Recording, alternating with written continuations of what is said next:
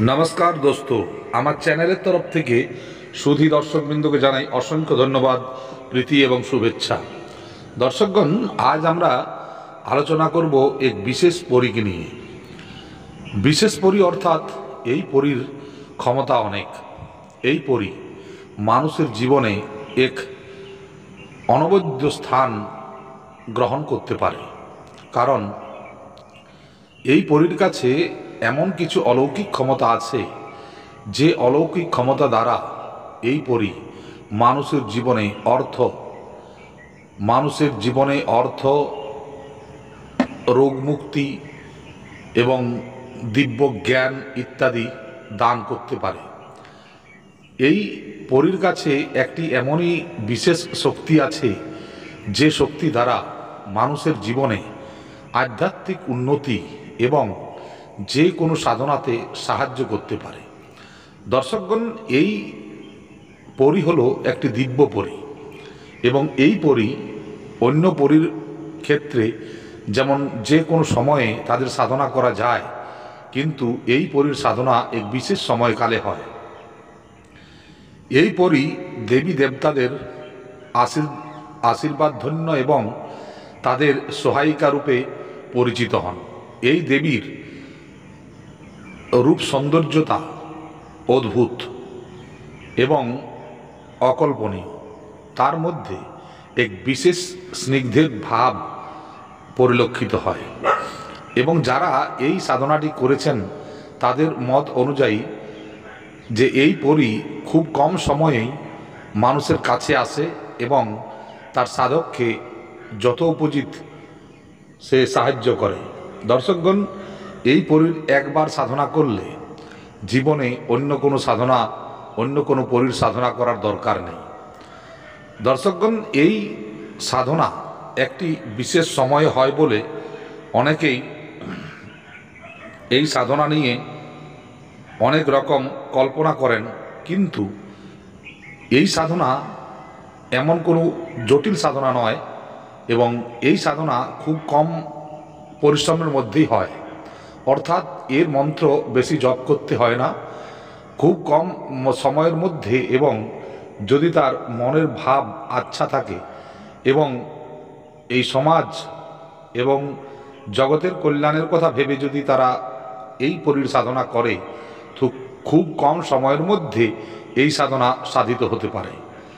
দর্শকগণ, এই সাধনাটি একটি দিব্য সাধনা, কারণ এই পরী হলো এক দিব্য পরী যার মধ্যে বিভিন্ন ধরনের গুণ এবং বিভিন্ন ধরনের ভাব পরিলক্ষণ করা যায়। দর্শকগণ, এই সাধনাটি যারা করবেন তাদের কিন্তু মনোভাব খুব উচ্চ এবং উৎকৃষ্ট থাকতে হবে। এর কারণ হলো যে এই সাধনাতে অন্য সাধনার মতো কোনো বিশেষ আড়ম্বরতার দরকার হয় না এবং কোনো বিশেষ জটিল পরিস্থিতিরও সম্মুখীন হতে হয় না। তবুও এই সাধনা করতে গেলে যে সাধক সাধনা করবেন তাকে কিন্তু সহজ, সরল এবং বিনম্র ভাব নিয়ে করতে হবে। সাত্বিকতা, শুদ্ধতা এবং পরিচ্ছন্নতা এই সাধনার একটি মূল অঙ্গ। দর্শকগণ, এই সাধনাতে একটি সিদ্ধ মালাই যথেষ্ট। পরীর মন্ত্র জপ করার জন্য যে সিদ্ধ মালাটি আপনার দরকার সেটি কিন্তু আপনার গুরুর কাছ থেকেই নিতে হবে, কারণ ওই গুরুর হাত থেকে পাওয়া জিনিসের একটা গুণ খুবই ভালো।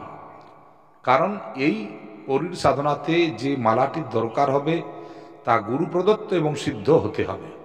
যদি আপনি অন্য কোনোভাবে সাধনা করতে চান তাহলে কিন্তু এই সাধনা করা সম্ভব হবে না। তো দর্শকগণ, যারা গুরু ধারণ করেননি, সর্বপ্রথম আপনারা গুরু ধারণ করুন এবং গুরুর কাছ থেকে ওই পরিসিদ্ধ করার একটি মালা অতি অবশ্যই জোগাড় করে নেবেন, কারণ গুরু প্রদত্ত মালা ছাড়া এই সাধনা করা যাবে না। তাই আপনারা যথাশীঘ্র সম্ভব গুরু দীক্ষা নিয়ে গুরুর কাছ থেকে এই সাধনার অনুমতি নিয়ে নেবেন। দর্শকগণ, এই সাধনাটি কিভাবে করবেন আমি বলে দিই এবং এর বিধিবিধান সম্পর্কে আমরা এবার আলোচনা করব।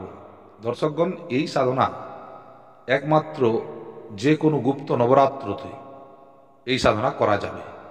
আমাদের যে 4টি নবরাত্র আসে, এই নবরাত্রের মধ্যে আপনারা যদি এই সাধনাটি করেন অতি অবশ্যই ফলীভূত হয়।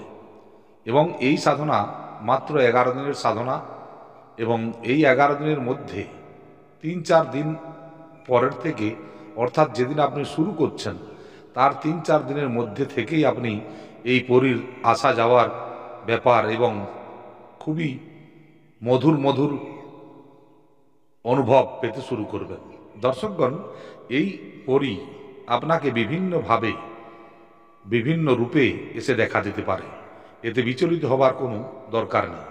আপনাকে সংযম এবং মনকে একাগ্র করেই আপনাকে সাধনাটা করে চলে যেতে হবে। এই সাধনাতে আপনার বসন হবে লাল বসন, অর্থাৎ আপনি যে কাপড়টি পরবেন সেটি লাল রঙের হতে হবে, এবং একটি চৌকির উপরে লাল রঙের একটি কাপড় বিছিয়ে, অর্থাৎ আপনি একটি লাল রঙের সুন্দর কাপড় বিছাবেন, এবং বিছানোর পর আপনি সুন্দরভাবে একটি লাল আসনের উপর উপবিষ্ট হবেন এবং পরীর একটি সচিত্র ফটো সামনে রাখবেন, এবং কিছু চালকে লাল রঙে রাঙিয়ে একটি চালের ঢেরি বানাবেন ফটোটির ডান দিকে, এবং ওইখানে একটি দেশি ঘির প্রদীপ আপনি জ্বালন করবেন। প্রদীপ জ্বালানোর পর আপনি ওই পরীর সচিত্রকে আপনার আজ্ঞাচক্রে নিয়ে এসে আপনি কিছুক্ষণ ধ্যান করবেন। ধ্যান করার পর ওই পরীকে ভোগ নিবেদন অর্পণ করবেন। ইত্র, একটি সুগন্ধিত ফুলের ইত্র, যেমন চামেলি বা গোলাপ ফুলের ইত্র আপনারা ওই পরীর কাছে একটি ফুলের উপর লাগিয়ে রাখবেন, এবং কিছু গোলাপ ফুলের পাপড়ি আপনারা ওই জায়গায় ছড়িয়ে দেবেন। আপনার শরীরেও কিন্তু ইত্র লাগাবেন, এবং আপনার চারি সাইডে, আপনার চতুর্দিকে রক্ষা ঘেরা অতি অবশ্যই বানিয়ে নেবেন।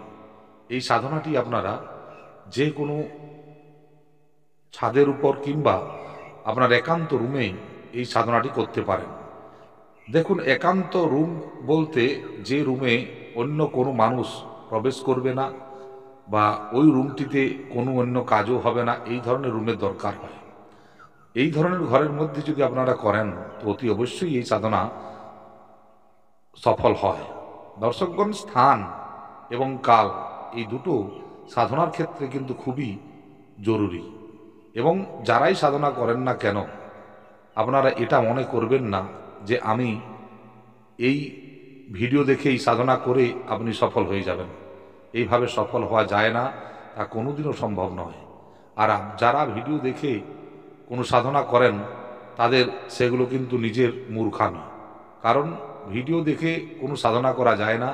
সাধনা সম্পূর্ণই গুরুমুখ বা গুরুমুখী বিদ্যা।